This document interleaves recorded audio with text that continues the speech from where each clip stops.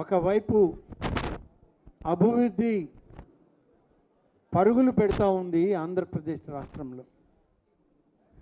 ఉమ్మడి ఆంధ్రప్రదేశ్ ఉన్నప్పుడు ఈ రాష్ట్రాన్ని ఆర్థికంగా అభివృద్ధి చేయడంలో తెలంగాణ ప్రాంతం అభివృద్ధి అయితే అభివృద్ధిని, అలాగే అక్కడ ఉన్నటువంటి అభివృద్ధి చెందిన ప్రాంతాలని వదిలిపెట్టి ఒట్టి చేతులతో ఆంధ్రప్రదేశ్కి వచ్చి పరిపాలన మొదలుపెట్టి ఇవాళ అన్ని విధాలుగా లక్షల కోట్ల రూపాయల యొక్క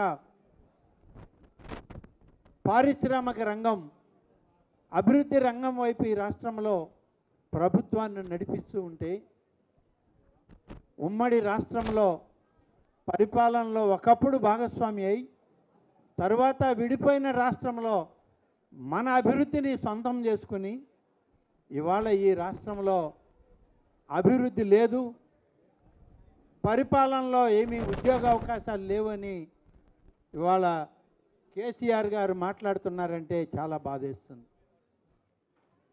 ఇవాళ ఈ రాష్ట్రంలో పరిపాలన చేసేది స్టేట్స్మెన్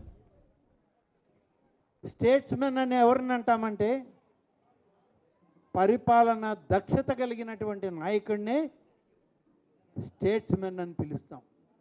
ఆంధ్రప్రదేశ్ ఇవాళ స్టేట్స్మెన్గా నారా చంద్రబాబు నాయుడిని ప్రపంచ దేశాలు గుర్తించాయి. నువ్వు ఒక్కడివి గుర్తించితే ఎంత, గుర్తించకపోతే ఎంత. కాబట్టి చంద్రబాబు నాయుడు ఇవాళ రేపు ఆంధ్రప్రదేశ్ ప్రగతికి ఆయన పరిపాలన దక్షుడు, ఈజ్ ఎ స్టేట్స్మెన్ అని చెప్పి మళ్ళీ ఒక్కసారి నేను పునరుద్ఘాటిస్తూ ఉన్నాను.